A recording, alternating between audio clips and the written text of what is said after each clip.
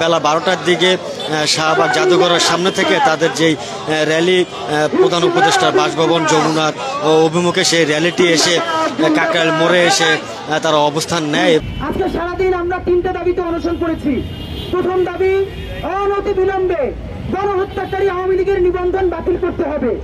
দ্বিতীয় দাবি, অতি সত্বর কেন্দ্র থেকে শুরু করে ইউনিয়ন পর্যন্ত সন্ত্রাসী গণহত্যাকারী আওয়ামী লীগের যত কমিটি আছে, এই কমিটির মধ্যে যত সন্ত্রাসী আছে, আগামী গুপ্ত হত্যা বন্ধ করার জন্য অনতিবিলম্বে এই আওয়ামী লীগের কমিটির সন্ত্রাসীদেরকে গ্রেপ্তার করতে হবে।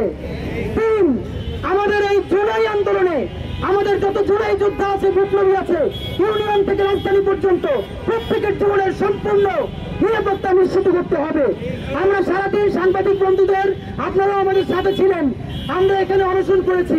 আপনাদের মাধ্যমে জানাচ্ছি, প্রধান উপদেষ্টার PS1 এইমাত্র আপনাদের সামনে থেকে এসে আমাদের স্মারকলিপি গ্রহণ করেছেন এবং তিনি বলেছেন, যিনি একান্ত সচিব প্রধান উপদেষ্টার, তো তিনি এখনই যে প্রধান উপদেষ্টা মহোদয়ের কাছে আমাদের এই স্মারকলিপি প্রদান করবেন এবং তাদের কনসার্ন আমাদেরকে অবহিত করবেন।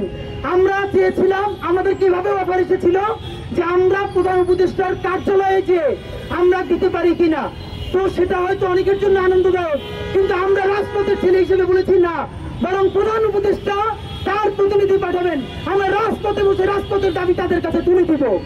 সুতরাং রাজপথে বসে আজকে শাপলার শহীদ রেহানের বোনের মাধ্যমে আমরা প্রধান উপদেষ্টার প্রতিনিধির কাছে, PS এর কাছে আমরা আমাদের স্মারকলিপি পৌঁছে দিয়েছি।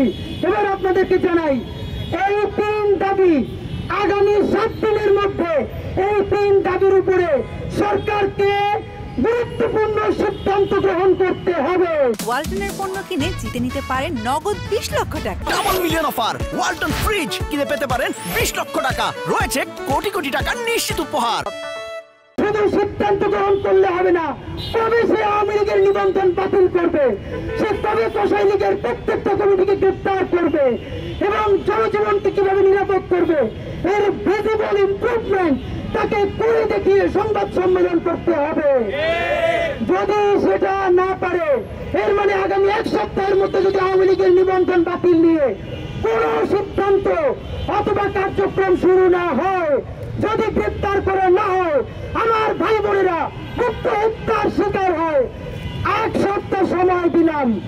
যদি তারা না পারে, 1 সপ্তাহ পরে অর্থাৎ আগামী 29শে ডিসেম্বর রবিবার দুপুর 1টায় ইনকিলাব মঞ্চ আপামর দেশপ্রেমিক ছাত্র জনতা এবং জুলাই যোদ্ধাদেরকে সাথে নিয়ে সচিবালয় ঘেরাও এবং অবস্থান কর্মসূচি ঘোষণা করছে।